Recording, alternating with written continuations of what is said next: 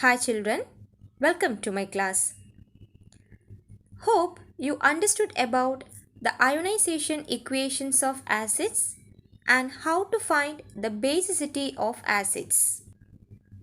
Today we are going to discuss about one of the serious environmental issue caused primarily by the human activity. All of you have heard about the 7 wonders of the world, don't you? What about the beautiful monuments standing majestically on the banks of the river Yamuna?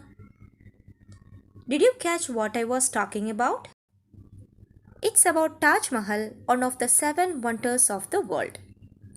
What is the present condition of the Taj Mahal? Once the marble used in the Taj Mahal was ivory white in color. But now it has turned into yellow. So in this video, let's know about how the pollution affect the Taj Mahal and the city of Agra. So let's start the class.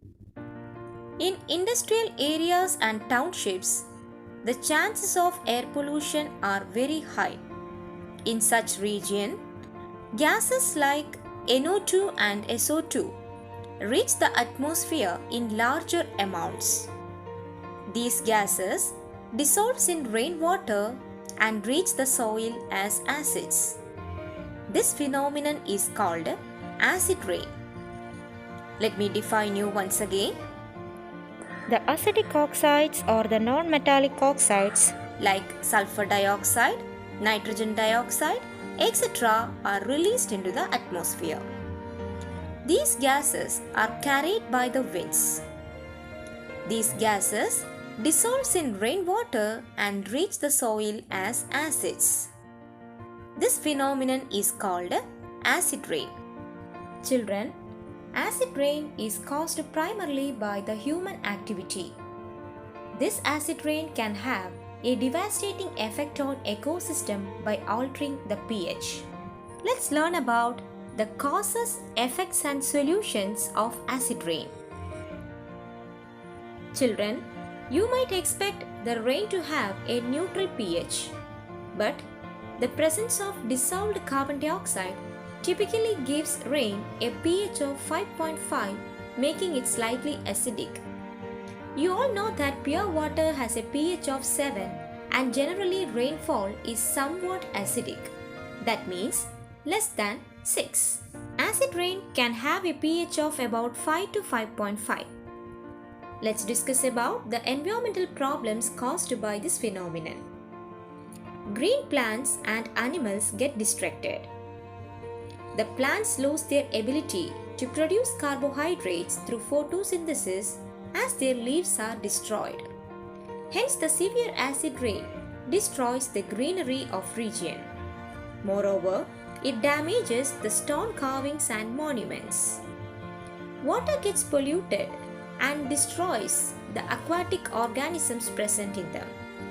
Now shall we see the measures that have to be taken against the environmental issue?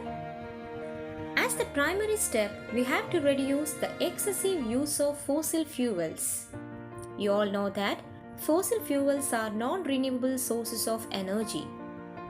Before using fossil fuels, we should remove the sulfur compounds from them as far as possible. We should limit the number of vehicles on the roads and increase the public transport system. The minimum consumption of electricity also saves the environment to a great extent. So children, remember the acid rain is mainly caused through the non-metallic oxides as they combine with water.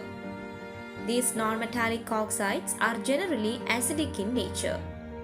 When these acidic oxides reach the atmosphere through the winds, it dissolves in the rainwater and precipitate in the form of a rain.